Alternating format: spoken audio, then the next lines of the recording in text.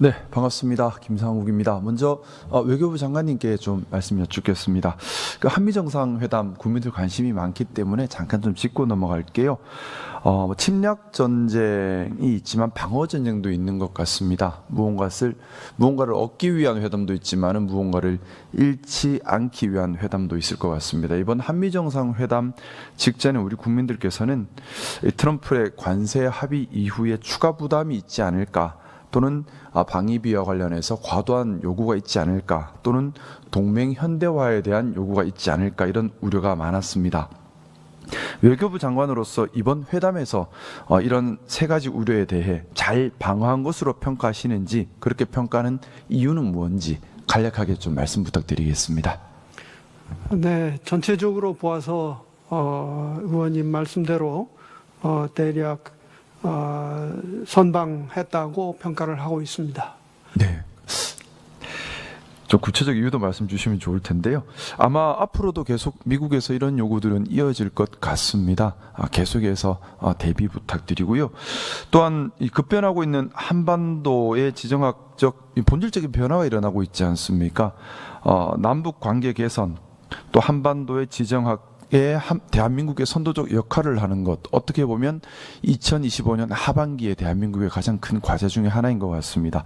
이번 한미 정상회담에서 이런 부분에서 우리나라가 얻은 것이 있다면 어떤 것을 얻은 건가요? 우선 그 양국 정상 간에 깊은 신뢰 또 우위가 다투어졌고, 이를 바탕으로 트럼프의 리더십으로 잘 하면은 북한을 대화의 테이블로 견인할 수 있지 않을까, 그렇게 희망할 수 있게 됐습니다. 네. 트럼프는 그동안 보면 협상 상대국의 약점을 이용해서 과도한 이익을 요구하는 그런 경향이 있었던 것 같습니다. 그러다 보니 협상 상대국 지도자의 약점을 파거나, 또는 정치적 불안을 이용하거나, 내부 분란을 야기하거나, 이런 전략을 취했었는데, 사실 이번에 우리 한미 정상회담을 앞두고 안타깝게도 우리나라에서도 이 국익을 위해서 하나가 되지 못하고 이런저런 정치적 이유 때문에 우리의 협상력을 떨어뜨리기 위한 그런 일부 극우 성향 사람들이 시도가 있었지요. 아마 장관님께서도 파악하고 있었을 것으로 알고 있는데, 구체적으로 어떻게 파악했으며 어떻게 대응했고, 또 앞으로는 또 어떻게 대응해 갈 건지 한미 외교에서 중요한 부분이 될 것 같은데 의견 구하겠습니다. 네, 국민 여러분들께서 잘 아시는 바와 같이 정상회담 불과 몇 시간 전에 트럼프 대통령의 트위터에 그런 것이 나서 저희들이 매우 신속하게 대응을 했고, 다행히 트럼프 대통령 본인의 입으로 페이크 뉴스, 가짜 뉴스다라는 얘기가 있었습니다. 그러나 이런 일은 계속되어서 최근에는 워싱턴 타임스에 깅리치 전 미 의회 하원 의장의 기고문도 있었습니다. 여기에서는 사실과 다른 것이 있었습니다. 그래서 저희 정부는 즉각 여기에 대한 대응 조치를 지금 하고 있는 중입니다. 네, 사실 국익을 위한 일, 특히나 한미 협상 이런 일들을 앞두고서는 나라의 힘이 하나로 뭉쳐야 하는데, 어떻게 보면 미국 측에 유리한 힘을 실어주는 그런 일이 우리나라 일부 정치 권력 또는 일부 극우 성향을 가진 분들 사이에서 일어난 것인데요. 지금 외교부 장관님께서 잘 대응하시고 계시겠지만은 돌발 변수지 않습니까? 앞으로도 계속해서 생겨날 수 있는 변수니까 예민하게 챙겨주시길 부탁드리겠습니다. 한미 정상회담 전에 한일 정상회담도 있었습니다. 근데 이 한일 정상회담 관련 조금 더 말씀 여쭙고 싶은데, 우리 외교부 지금 한일 과거사 대응 및 미래 지향, 이걸 한 항목으로 해서 예산 배정하고 있지요? 네, 그렇습니다. 네. 근데 한일 과거사 대응 그리고 한일 미래 지향, 어떻게 보면 성격이 반대로 볼 수도 있는데 한 카테고리로 묶어 놓은 이유가 있습니까? 특별한 이유가 있다기보다는 관련 항목을 전부 하다 보니까 그렇게 됐고요. 또 사실은 두 가지를 결국은 대승적 차원에서 같이 추진해야 된다고 생각합니다. 네, 이제 같이 추진해야 하는데 2024년 기준으로 보면 7억 9,500만 원 배정했는데 그 중에 5억 3,700만 원만 집행해서 집행률이 좀 저조한 것 같습니다. 왜 그렇게 집행률이 저조하다고 생각하십니까? 네, 사실은 그 상당 기간 외교에 공백기가 있었습니다. 그래서 그것이 가장 큰 원인이었다고 말씀드릴 수밖에 없습니다. 2024년이면 윤석열 정부 시절이지 않습니까? 윤석열 정부 시절에 대일 외교를 매우 중요하게 여겼던 것으로 알고 있는데 그럼에도 불구하고 실제 집행은 별로 없었던 것이네요. 네, 특히 이 중에서도 한일 신협력 비전, 즉 미래지향적인 부분이지요. 여기에 대한 예산이 2억 1,700만 원밖에 되지 않습니다. 그 중에서도 실집행은 1억 5,200만 원밖에 되지 않습니다. 더군다나 한일 정책 대화 3,800만 원밖에 배정이 안 돼 있고 그마저도 1,900만 원만 집행했습니다.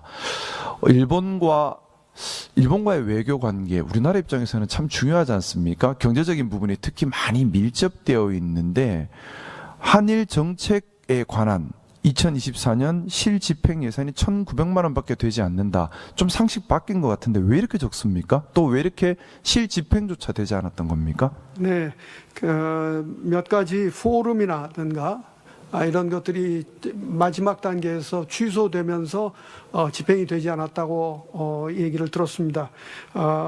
저희는 지금 그 다양한 포럼을 새로 만들고 또 한일 간의 국민 간 교류를 확대하고자 노력을 하고 있습니다. 그래서 24년에는 비록 집행이 저조했으나 앞으로는 예산 소요를 충분히 잘 반영해서 잘 집행하도록 하겠습니다. 네.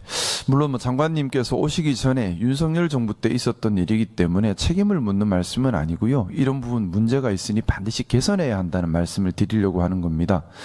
우리 대한민국과 일본 간의 경제 교류, 또 인적 교류, 또 문화 관광 교류는 정말 많습니다. 또 그것을 잘 미래지향적으로 이끌어가면 우리 국민 경제 개선에도 큰 도움이 될 수 있을 것이라 생각합니다. 이런 중요한 테마에 이렇게 예산 배정도 없고 실질적인 움직임이 전혀 없다면 그러고 나서 우리 대한민국과 일본 사이의 국민 감정만 서로 자극해서 이걸 이용만 하려고 한다면 국민 경제에는 도움이 되지 않는 일이지 않습니까? 외교의 중요한 역할 결국 국민들께서 더 잘 살 수 있게 하는 것이고 그러면 실질적 교류와 협력이 일어날 수 있도록 예산을 배정하고 책정하고 실행하는 것 정말 중요하다고 생각하고요. 관련해서 이번 한일 정상회담에서 17년 만에 한일 정상의 공동 언론 발표문이 있었습니다. 장관님 잘 알고 계시겠지만 미래 산업 및 사회 문제에 대한 협력을 확대해야 한다. 그리고 청년 교류 및 인적 교류도 확대해야 한다. 또 영내 및 글로벌 협력을 강화해야 한다. 정말 중요한 부분들이고요. 이제 어떻게 보면 미국이 세계를 함부로 하던 모든 걸 주도하던 시대에서 지금 각자 도생의 시대로 가고 있는 거지 않습니까? 이런 시대에 우리 대한민국과 일본의 협력 참 중요할 것 같은데 물론 과거사 문제도 같이 연동돼서요. 이런 문제를 풀기 위해서는 외교부에서 구체적 계획 실행 해야 될 것 같습니다. 당연하게 예산도 배정을 해야 되고 그 예산 써야 되고요. 장관님께서 좀 한일 관계가 과거사는 제대로 정리되고 또 우리 간의 협력은 미래지향적으로 이루어질 수 있도록 제대로 된 계획과 예산 배정 꼭 좀 부탁드리고 싶습니다. 나가서 조금 더 다른 말씀 또 여쭤볼게요. 외교부의 중요한 역할 중에 하나가 또 우리나라의 국격, 이미지 이런 것들 관리하는 것도 있는 것 같습니다. 몽골이나 태국 이쪽에서 비자 발급 관련해서 불편, 불만이 많다고 얘기를 듣고 있는데 예를 들어서 우리나라 입국 비자를 받기 위해서는 한 30일 정도 여권을 우리나라 대사관에서 가지고 있다가 돌려주는 경우도 있고 또 비자 발급했는데 우리나라까지 왔는데 공항에서 입국 거절당해서 돌아가는 경우도 있고 또 그렇게 돌아간 사람들 중에 몽골이나 태국의 고위층 분들도 계셨다고 말씀을 들었고요. 이런 것들 때문에 한국에 대한 이미지도 나빠지고 어떻게 보면 K-팝, K-한류에서 좀 활성화되는 것에 찬물이 되고 있다. 부정적 이미지가 강해지고 있다. 이런 말들도 있습니다. 여기에 대한 당연히 개선책이 있어야 될 것이고 예산 배정이나 기획 이런 것들이 있어야 될 텐데 어떻게 준비하고 계십니까? 네, 저희들이 비자 문제는 좀 근본적인 해결을 위해서 별도의 사무소를 설치를 한다든지 여러 가지 다양한 방법을 강구하고 있습니다. 또한 그럼에도 불구하고 현장에서 입국 거부가 되는 사례가 왕왕 있습니다. 이것은 뭐 사실 우리나라만의 일은 아닙니다. 그러나 이것이 보면은 불법 체류자 문제와 또 연계가 됩니다. 어찌됐건 의원님 지적하신 것을 저희들이 잘 살펴가지고 대한민국의 국격에 손상이 되는 일이 없도록 최선의 노력을 다하겠습니다.